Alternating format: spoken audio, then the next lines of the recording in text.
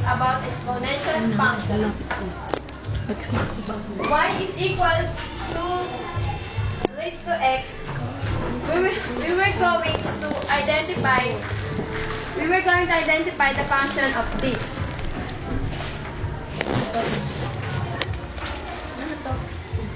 The x is our exponent and the 2 is our base, and also the power is the y.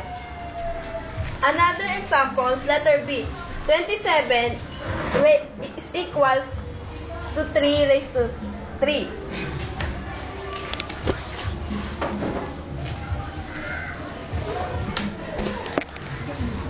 This number will be called our exponent.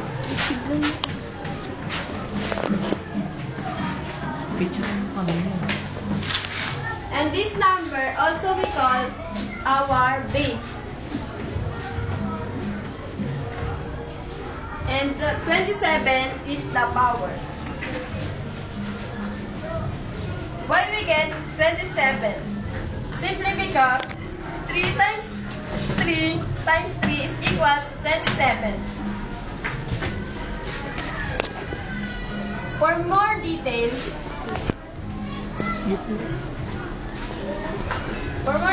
about our topic, we call Miss Mabunga